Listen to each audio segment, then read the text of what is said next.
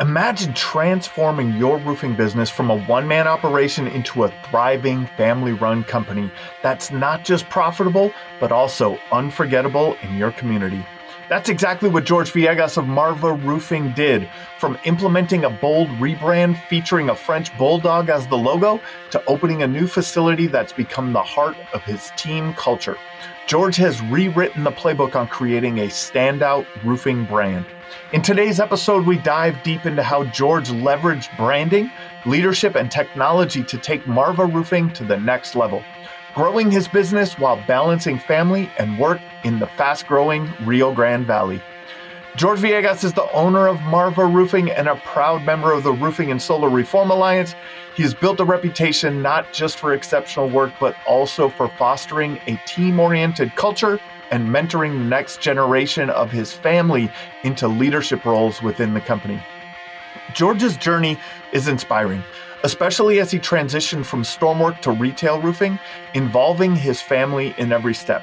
His passion for empowering his team and building a legacy truly sets him apart.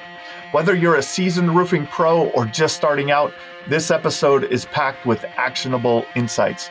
From creating a memorable brand to implementing systems that drive efficiency and profitability. Let's jump in and hear from George Villegas of Marva Roofing. Welcome to the Roofing Success Podcast. I'm Jim Aline, and I'm here to bring you insights from top leaders in the roofing industry to help you grow and scale your roofing business. Welcome back, George Villegas. Hey, glad to be here, man. Been a long time. Marva Roofing in the house, Rio Grande Valley. Yes, sir. How are you, brother? Representing. Yeah, doing good, man. Enjoying the family, the holiday. Yeah, that's awesome. Yep, we're in holiday season now. It's a crazy thing, how fast time goes, right? Like it. And I know you have small children and older children, and I have I have my 9-year-old. My boys are 9; they'll be 10 here in January. Boy, those kids put a clock on life, right? It's a weird thing, man. It is a weird thing. Like, look what's happening. Like, speaking of a clock, man, it's been a while. It's been a while since we had you on. You're part of the Roofing and Solar Reform Alliance, so I see you, often, I guess, or at least on a pretty regular basis, and have seen you continue to grow. And I was like, let's talk to George again because I think that there's always lessons along the way. There's lessons that you learn. There's the evolution of your business, and that's what. You've been doing a lot of cool things. You rebranded, you got a new shop, you're starting to, you promoted some people to management positions, you built a whole marketing team, you've done all kinds of cool stuff. What do you think is the most impactful thing that you've done over the past couple of years? What's that one thing right now that's on your mind that's like? Without a doubt, I'd say rebranding. That was rebranding. That was the one thing that I'd say really put us on the map. I mean, since last we talked and I was in the podcast, I was very excited about the possibilities of the business, and we were growing, kicking off. We still didn't have a very good big team, but after going through some of the training that we got involved with the Alliance, and just taking everybody's recommendations in terms of what to read, who to follow on social media. We started implementing all these things, and we've seen some changes in our business for the better. Now, there's been ups and downs for sure. I mean, we've implemented things that we had no business bringing into our business, right? But we had to try, and we learned by making mistakes. But we're at a very sweet spot right now. Nice, man. Let's talk about rebranding, because I've had a couple of people on the podcast. My friend Travis from Planet Roof is one that sticks out to me. They did this great rebrand, right. and it was a similar kind of. He made similar statements. It was about like 4 to 6 months after the rebrand, people were having different conversations with them. It was like people are seeing us everywhere, man. Like, Well, that's the one thing we hear. I mean, when we rebranded, it seemed like we'd been around forever because we were now memorable for people. One of the things we talked about a few weeks ago, you and I, was about the truck wraps. People think we just Yes, have this whole fleet of vehicles, but it's not that. I mean, it's the wraps, it's the branding, right? And we're just, people think we're everywhere, right? it is. And that's what it is. It's like all of a sudden there's something memorable that sticks out, right? Um, what what inspired you to rebrand, and what were the key elements that you focused on during the transformation or transition? So, I mean, the inspiration came from several places. Us following some people helped us. I mean, some of the companies that we followed that really inspired us was Tiger Roofing. I mean, we Yeah, met them out at the conference last year in at the what is it, the roofing conference with Dimitri. Dimitri's conference. Yeah, Yeah, and yeah, we roofing process conference. Yeah, roofing process conference, correct? yeah, Man, I was just so impressed with what they did, and then when back in the day when we joined the roofer marketers, talking to you about branding all the time, and then afterwards we joined the roofing and solar lines, and again, everybody's talking about, it's you got to be the best known roofer, right? So how do we become the best known roofer? We got this little logo that it looks like everybody else's, right? So we yeah. were looking to get inspiration. One of the things we have is we have a lot of French Bulldogs. I mean, it's our mascots. Then we had one of our older Patriot one pass, and we are like, you know what? Why not? Why not use the Frenchies as our logo? And then green has always been one of my favorite colors. And one is I was in the military, as you already know, and then Yep. the girls, they really like green. It's like renewal, it's life. It's sort of like, well, let's combine this and come up with something, right? So we go into work and we developed the logo first before we actually started putting all the story behind it, right? But it's been a journey. I'd have to say that the only regret I have is not doing it sooner. Hmm. That's it. It's Yeah, a weird thing, right? yeah, But you don't know what you don't know. yeah. Like that's just business, man. You just don't know what you don't know. And when you're getting started, you're working off of the knowledge that you have, Right. right? Like, and this is the knowledge that I have, and let's go from there. Now that you guys, you had some ideas, like, okay, we have these Frenchies, we love the color green, like how did you develop that brand story after you got the logo in a way that you felt would resonate with your customers? Well, I think it also has to do with my military background a little bit. We're always about the guys, right? And we call them or now we call them our Marva dogs, right? And then these guys, and they really take it serious. They're hungry about what they do. They as far as we're concerned, we have the best crews in our area at least. And we made it all about them. So if you notice on a Mm. lot of our postings, it's really, we don't showcase our offices. We don't showcase, we do showcase a little bit of the leadership, but it's always about the guys, them working, having fun, having lunch. So what that has caused, and this is one of the things I learned from you particularly, it's created this culture where, man, there's guys knocking at my door every day for work. I do not have the problem of getting people because they see that what we're about, right? They saw like they see the post of our Christmas parties, us having lunch, us even going out as a group, but in civilian clothes or whatever, and Yeah. we created that culture that now has helped us attract a lot of talent, a lot of talent. That was an unexpected. Was that Oh, an unexpected oh yeah, result of the rebrand? absolutely. So Yeah. one of the things that happened immediately too was not just the production team grew to a larger and higher quality team. Also, our sales team grew, And it grew because people just started calling us, hey, I want to sell for you, or what's your commission structure like? Or, hey, do you pay your salespeople your commission? All the problems salespeople go through, right? And that is one thing that in hindsight, I would have done it a little different. We grew a little too fast that area. We had Got it. more guys than we could actually train fast enough. So we were letting them down a little bit. So those are the ups and downs that I was telling you about. We grew the infrastructure and the applications, a whole 9 yards as far as being able to handle the business. But we had all these people that we brought in, and we gave them some training. But this was before the roofing and solar alliance, and we basically set some of these guys up for failure, right? And that was because we were too ambitious, growing a little too fast that area of our business, right? And that's the one thing that I do regret, not taking my time a little bit slower, right, to have grown that second area. But I want to give you a little bit of grace there, and grace to everyone. Is that back to that, we don't know what we don't know. Until you've run.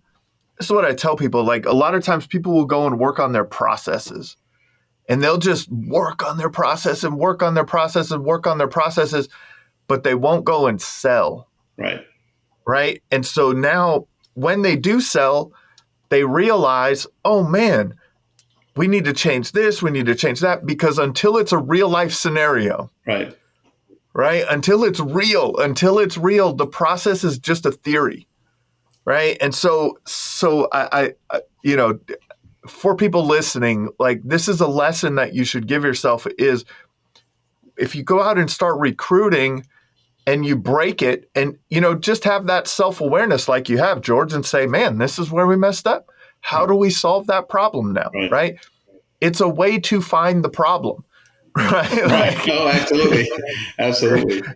And sometimes you find a bigger problem than others. Right. Right. And I think that I'd say we grew a little too fast that area where we weren't able to train the people right. And where we suffered there was in our conversions, right?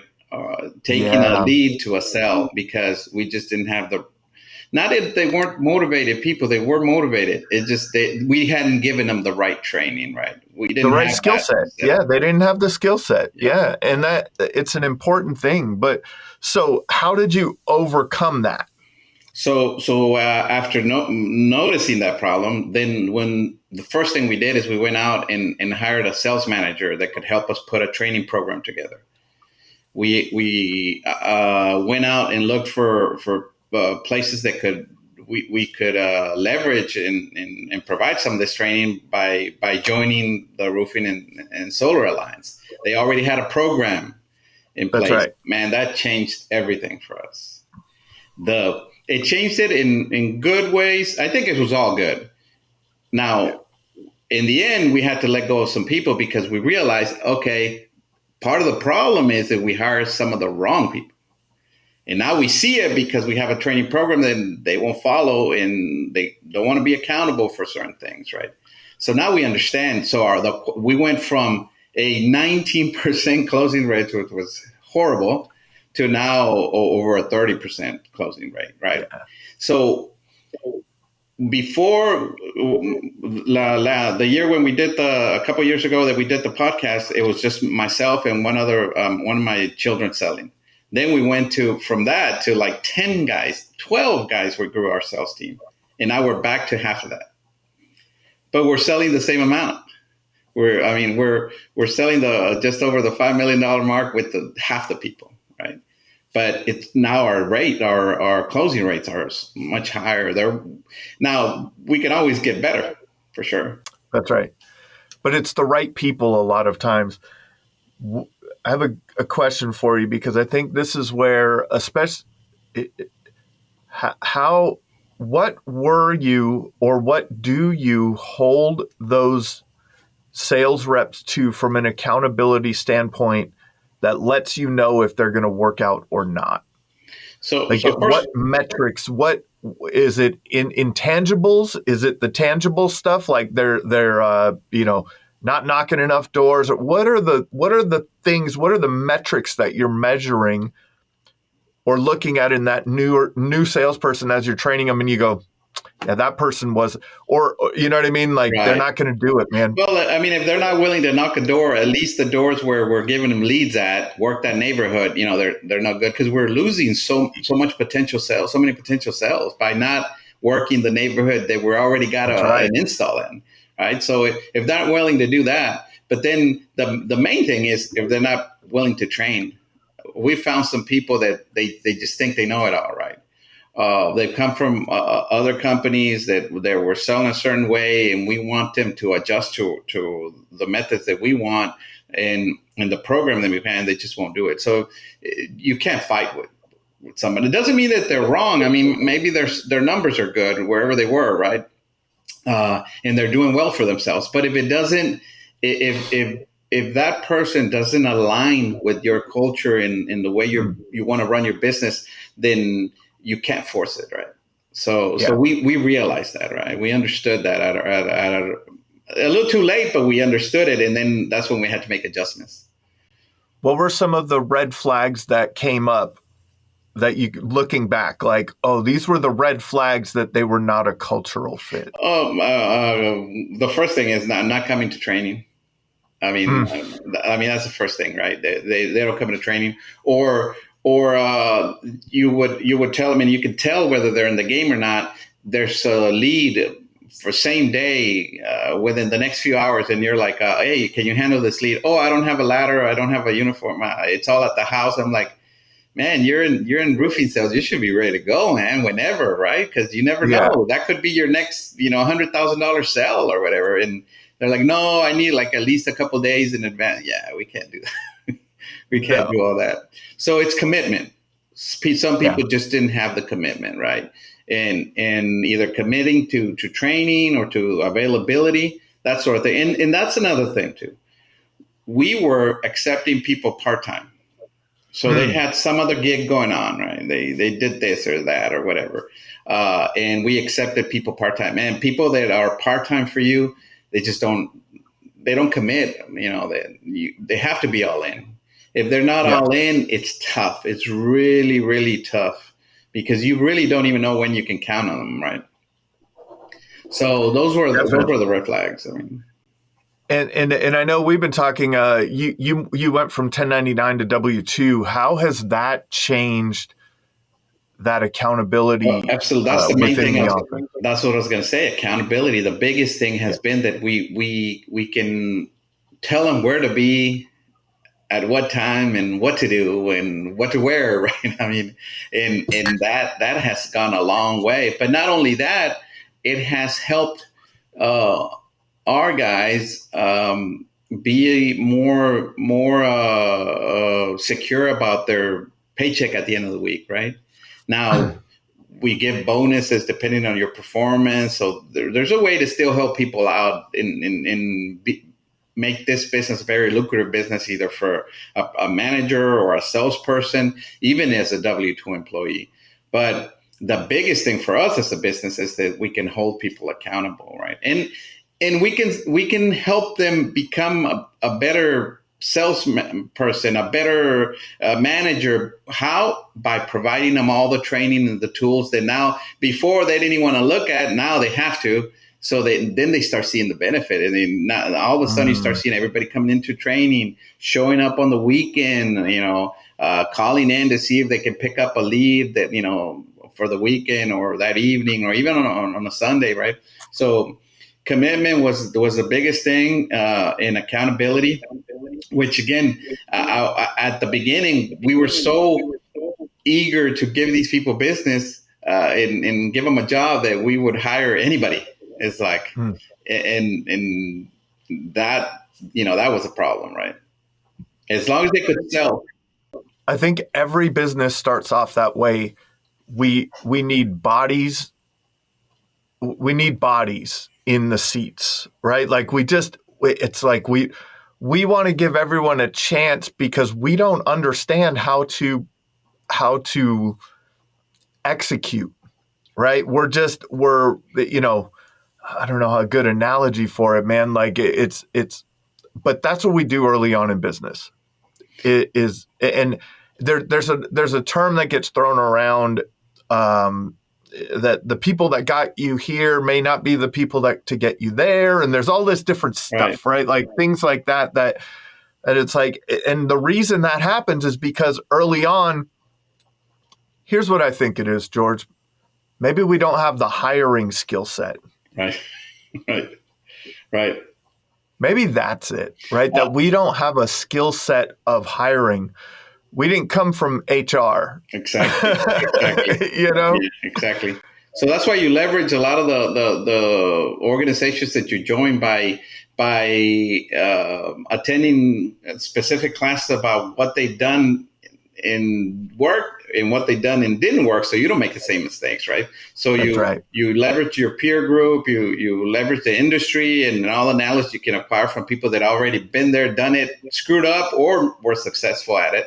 But you're exactly right. I mean, there were people in the business that were perfect for what I did. I mean, I was a one-man shop with some help here, using a bunch of subs, and I had a production guy that. Well, he didn't have to really do anything except make sure that the material got delivered. That was his job, and we were running, perfect installations doing that. But when we grew to W-2s, a team that we had to train, he just, too many hours, the weekend, these guys are staying late. Now I got to supervise them because they're employees, and so he's the first one that jumped ship. He was a great guy, hardworking guy. He didn't fit anymore with our growth, right? Yeah. So we ended up getting a new production manager that would, right? But that's so. What were some of those? What were some of the challenges? Like that sounds like it was one of the challenges of switching over. What were some of the other challenges that you faced moving the whole team to W-2? So, and one of the things was the attrition rate. Like if you have a sub that you use to do installations, well, I mean, they worry about whether they have enough guys to do the roof or not, right? When you have W-2s, if 2 guys out of 1 crew don't show up, I mean, that's a problem, right? Or if your production manager is out sick for 3 or 4 days, that's a problem, right? So that is one of the things that I've seen that has affected us a little bit, but we do cross-train. So we cross-train managers to do overlap a little bit in terms of the training or even the duties a little bit, right? But that was one of the challenges at the beginning. We didn't know how to do it, right? And people were like, well, that's not my job, right? He's the one that's supposed to order that material, or she's the one that was supposed to make that call. So we started putting systems in place and to get rid of those issues. And another one of the things that we did do is talking about job nimbuses. We integrated job nimbuses to the core of our business, and now we have dozens of automations that make sure we don't forget anything, make sure the customer's always informed. We have dozens, and we document every single thing we do. I mean, if a guy does a drive-by, he'll put a note, hey, I drove by the house and it looks like the sign's still up, or whatever, So that made a big difference. And before Job Nimbus, I don't even know how I did it, man, to be honest with you. I try to go back and think of how I did it without our CRM. And I'm like, really? We were doing all that work? It was crazy, but it's crazy. It's crazy what good technology will do to your business, right? But what I'm hearing too is that the team bought into using the technology. Absolutely. Right? Because there's sometimes where you could have the best software in the world, but if your team doesn't have buy-in and doesn't use it, like if your sales rep is out and it's like making a note, there's still a sign in the yard, like that's using it on a high level, right? Like that's using the software on a high level. There's in software, there's garbage in, garbage out is what we call it, right? From a programming standpoint. And it's like, if you're not getting good data in, you're not going to get good data out of the other side. So if people aren't moving the job through the boards properly, if they're not making notes, if they're not completing the tasks, and you know what I mean? And also looking for ways to create efficiencies and the automations and things like that. Like if your team isn't bought into doing that and using that technology and seeing the value of using that technology on a day-to-day basis, it's not going to work out for you either. Yeah, and one of the things that we were able to gain from that, when you say garbage in, garbage out, we were putting good information into the system, so we're able to pull out all these KPIs, right? So That's now right. we got all these indicators that tell us where we're at. Before we were just like, we think we're making money, we think he's working, we think they're knocking enough doors, we think they're going to finish on time. We think we're averaging good times for these jobs or whatever. Now we know. And now we can make adjustments on the fly, right? Now we know. Yeah. So I mean, this is one of the things that specifically learned from you and Adam about tracking KPIs. I mean, Tracking. how else will you know if you're growing, if you're profitable? How else if you don't have these numbers that you can look at, right? What are some key KPIs that you're like, man, if I just had these, I'm 80% of the way there. Like I know I got it. I have, there's that Pareto's rule, right? 80-20. Like if I just knew these key numbers, and maybe think about it in terms of sales and production, right? Because it's different, right? So if you're looking at it like, if you said, man, I only wanted these 5 or these 10 KPIs, like I would be able to know what my business is doing. Which ones would you look at? Well, I mean, definitely how many leads we come in, right? How many of those leads were actually going in front of a customer and presenting ourselves, right? How many of those are converting to an estimate? Then how many of those are converting to a close? And I also want to track the ones we lost, because I want to know why, right? So not only do I track the ones we're closing, I also track the ones we lost, because I want to see, I look at that number and I'm like, okay, why did this week we have, 3 losses, 5 losses, 10 losses? Why did we lose that?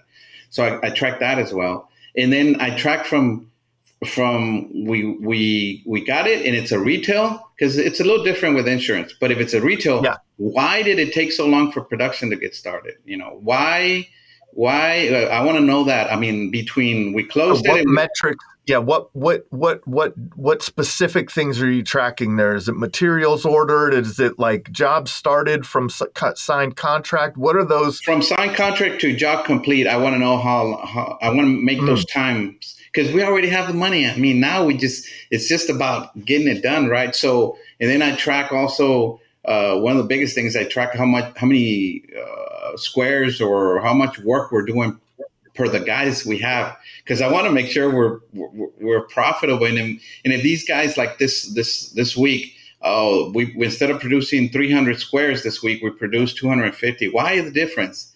Is it not enough sales? Did we not have enough guys? Did the material? What was going on? Why the change? Right. So I track that as well. And then once we get the job done, I mean, we also track how many people gave us a review.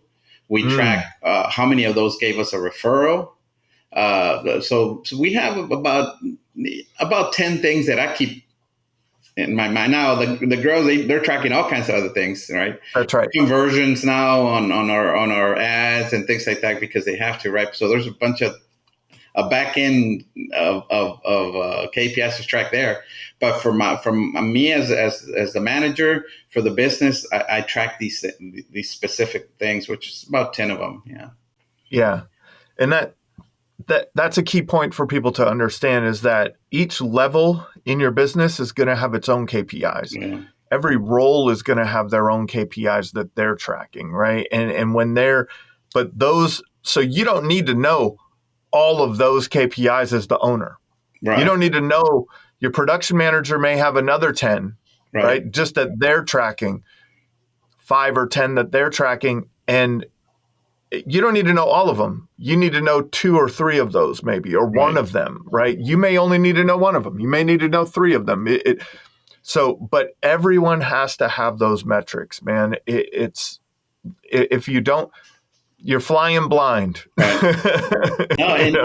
and last time we did the podcast, that one of the things that I was very excited about, and I remember talking to you about this, was all the automation, having Yeah. coming from a computer science background. Yeah. From a I use tech technology background. in my business to help us, but it was still noise.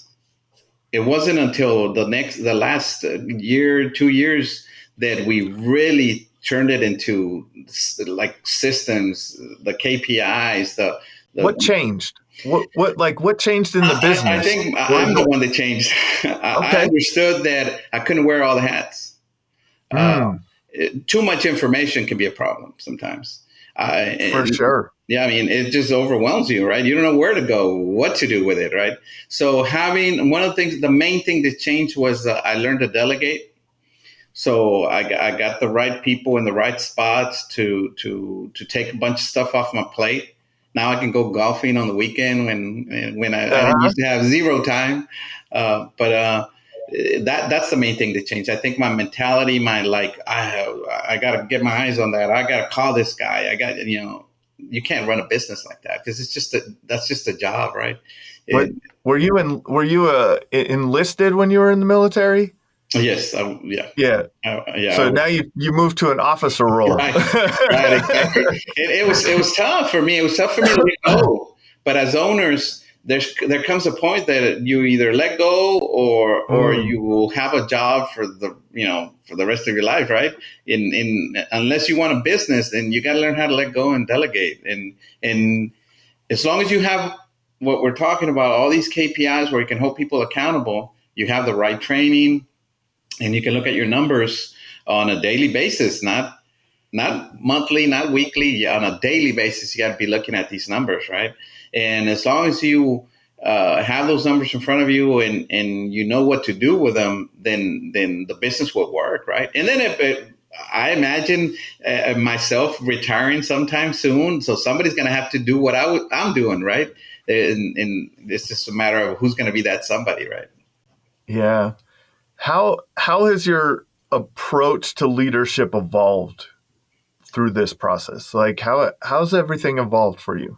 So one of the things that I was very, very keen of was making sure that all my and I've always done it. We continue to do this was hands-on training, right, for everybody. We did ride-alongs for salespeople. We did real hands-on training on the job site for production guys. We went through training, classroom training for the office people, administration, all that. But one of the things that we have that has evolved and changed since has been that uh, now we've got systems in place that help us do that training. So it's not me, Mm, half the training that an admin person needs, the office manager can just point them to, hey, watch these videos, fill out these take these courses online, read these SOPs, and if you have any questions, now we go into so now we're not wasting so much time training, and you can train multiple people with the yes. same approach, right? One of the businesses or one of the suppliers that we use is Owens Corning, right? So they have Owens Corning University, and we leverage that to the max, right? It talks about measurements, installation, product knowledge. So we put them through those courses as well. And so now what has changed is that I understand that it doesn't have to come from my mouth, right? I don't have to sit somebody in a Mm, classroom and say, oh, you're going to do this, and let me show you how to do this. I mean, now we put them through training that everybody, and the biggest thing is that some people can't say, "Oh, well, yeah, I didn't learn because your system's flawed." The other 10 people that came before you learned, that's so right. so it's not the system; it's you, right? So now we understand these things, right? And that's what when you have these things in place, when you have an established training process, when you have metrics that you're measuring against, it's easier to see who is the right fit Yeah, or not, right. or if they're the right fit for that role. And it versus goes another role. and it goes beyond people. It's also systems, associations you belong to, software you're using, right? After you use it and you understand and you know how you want to run your business, you know what your KPIs are, and then you look at the systems that you're using, you're like, okay, this is really not making a big impact in my business, yet I'm spending this or whatever, right? The best thing we could ever do was CRM. The second biggest thing was hiring a marketing company to help us. Yeah. And then the third was hiring somebody to help us train. So we went to all those three outside help, but then we took all of that and turned it into something in-house that we can, but first we had to get help. We just didn't know how to do it. I mean, it wasn't that we were lazy or dumb. We just didn't know how to do it. Yeah. I mean, I And knew how to do a roof, but that was it. And it's a lot. Like, it's a lot. Like, to build all of this stuff from scratch and all these training programs and all these SOPs and everything. Oh, yeah. If you're trying to build all that from scratch, man, like, it's been done. There are other roofing companies. I don't know if anyone knows this. There's a couple of them out there. There's a few. There's even a couple that have been successful. Right. It's amazing.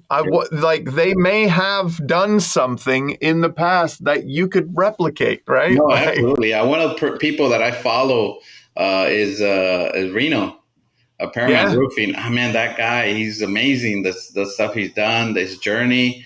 He inspires me to. I mean, we definitely. I don't think we're at his level yet, but that's one of the things we strive for. I don't want to be $100 million company, but I definitely still think there's room for us to grow. Yeah, there's so there's a couple of things there that you just said. I don't want to be $100 million company. That's not everyone has to have the same goals. No. A lot of times, I've talked about this a little bit recently, that like there's a lot of vanity in growth, right? And a lot of ego in growth.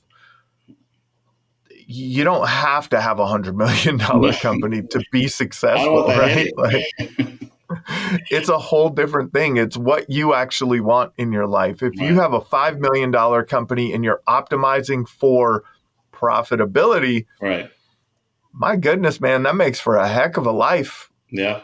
Like that's a heck of a life. Yeah. No, and I'm at a point in my life, and this is other companies may not, because I see a lot of young bucks coming up and starting their businesses. But I'm at a stage of my life where the most precious commodity for me is time. Right? That's what I want to buy. I want to buy back time. I don't want to get to 50 million. I probably don't even want to get to 30 million. But it'd be nice if we could get to 10 million. I mean, yeah. Has your why changed over time? I think my children have always been my motivation, always. But you still got to look out for number one, right? Your retirement, right? So I don't want to retire in a home and be on a budget. Right? I want to retire comfortably.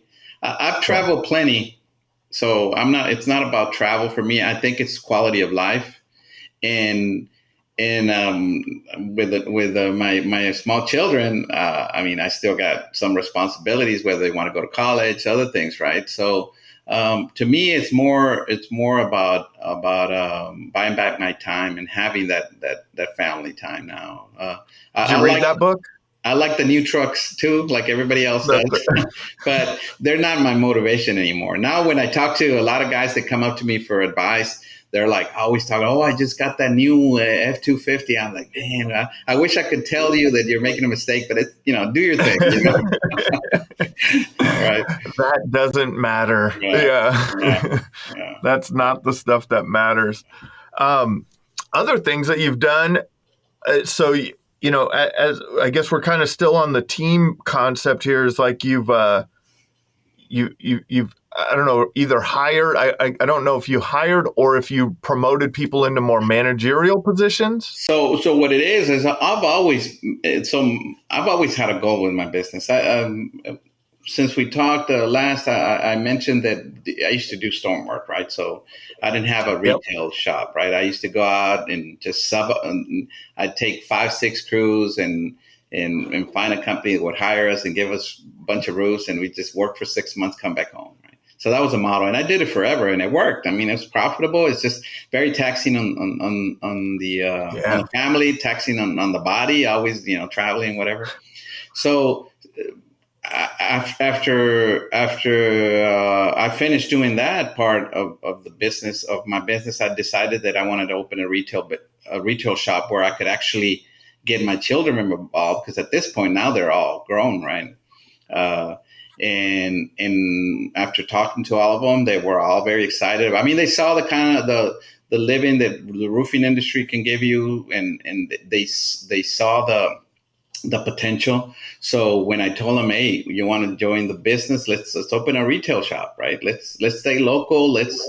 And they all bought into it, right? So when they bought into it, I personally trained every one of them for the role they were going to take in the company, right? So I trained one of my kids to be the production manager. So everything I know, this is how you do it, right? And obviously, he knows I'm a phone call away if anything, goes array, right? Same thing with my daughter. She's the office manager, the oldest. So, I mean, she took a lot of the responsibilities I had. Then my other daughter, she's the marketing manager. So now she came out of college and started taking courses and working on that.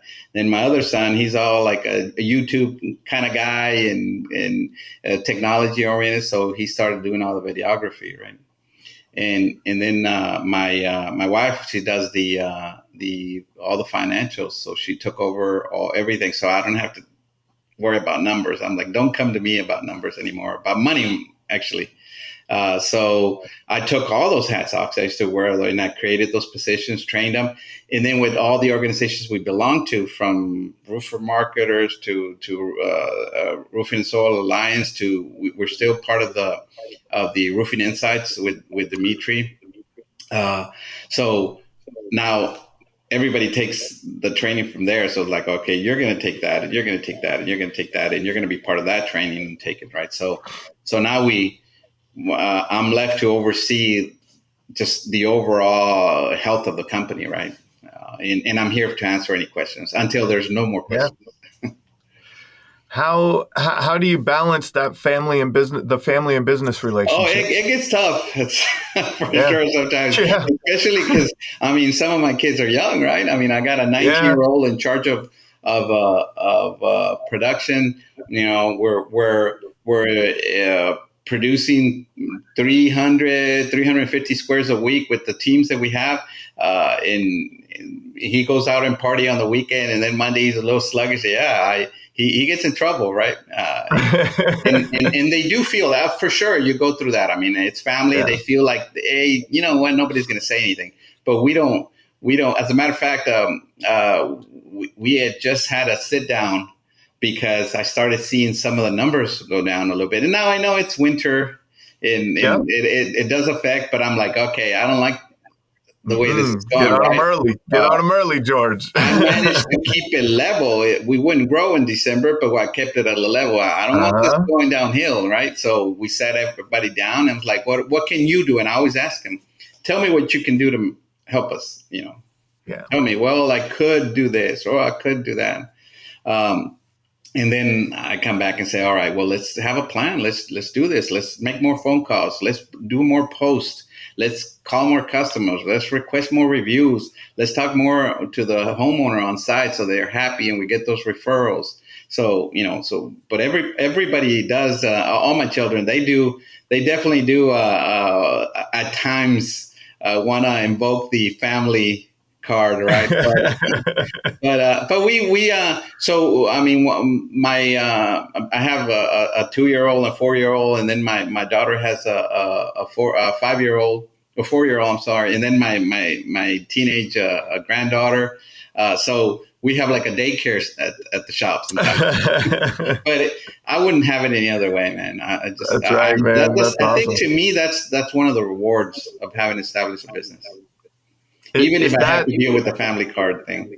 Yeah, man, it's awesome. It's beautiful. If is that the plan then, as George moves into retirement, that now it's the family business still? Oh, You're not absolutely. exiting the business to someone else. You're passing it along. There's a succession to I the actually, kids. you know how everybody's trying to buy out business. I had a company call me and said they were interested in our business and they seen our growth and this and that, and they want to look at our numbers. And I was like, why not? Yeah. I'm not going to sell. I mean, I didn't say that, right? But I say, why not? So they came in and they did an audit last year, and they put a $3 million offer on the table for the business. And I'm like, Yep. okay, that's good to know. Thank you. Right. But That's right. but no, we yeah, we're not. So now I you think, know that. Now you know how much to sell it to your kids for. right. Yeah, I told them, I said, I don't have to sell it to you. I'll never leave this business. I just want to live my cut. Right.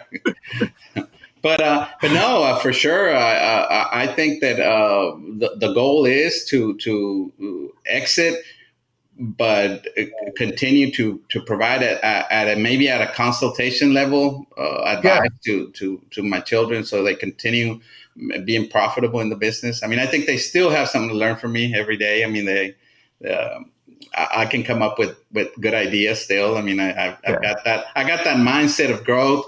But again, I don't want to reach for the stars. Sometimes I think you get lost in your goals if you don't have your feet firmly planted on the ground. Sometimes you with the internet and all these millionaires overnight thing, people get a little crazy in their thoughts. They're like, oh yeah, I'm gonna take this business, turn it to 100 million. Well, do you really need to, or do you? I mean, Yeah. you don't really need to not to have a good life. You don't.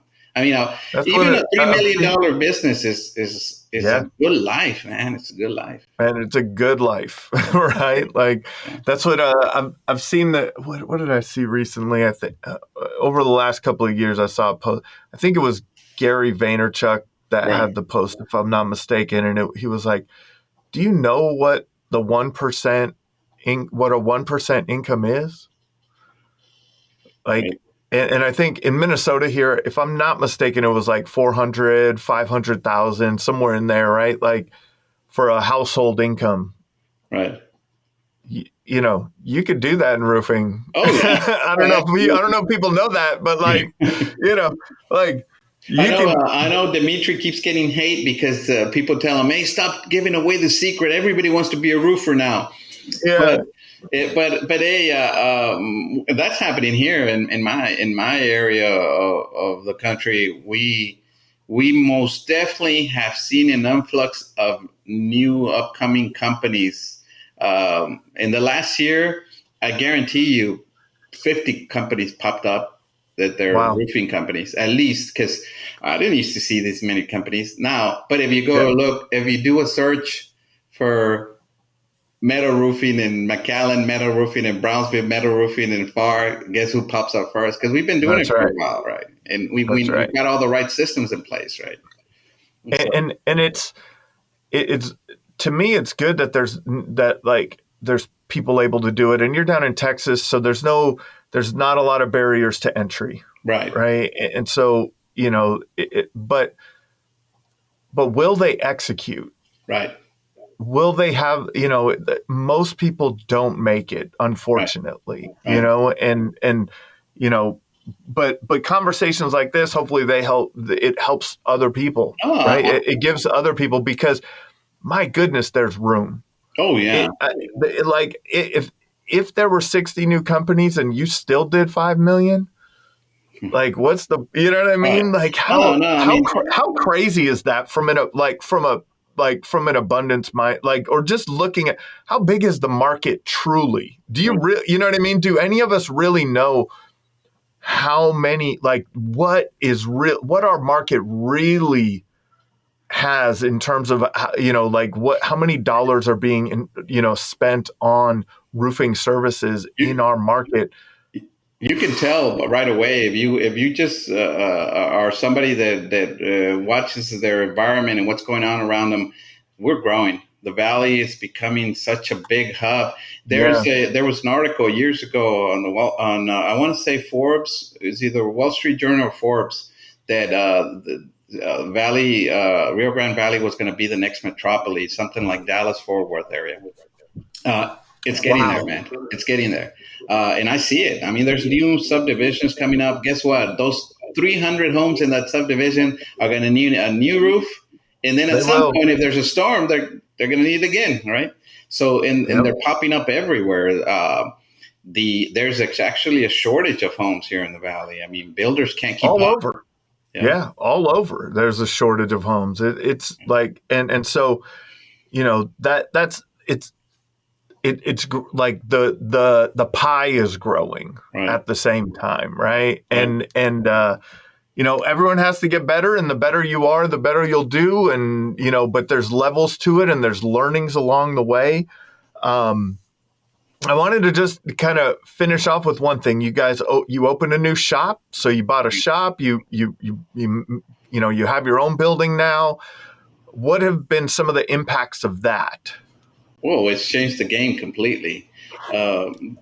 Because having had the production team and the sales and admin team separated before, whether you want it or not, with all the technology accessible to you, there was still a gap in communication, right? Having the entire process all in one building changed completely our game.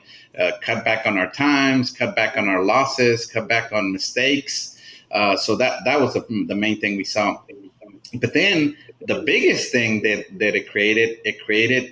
it reinforced our culture even more.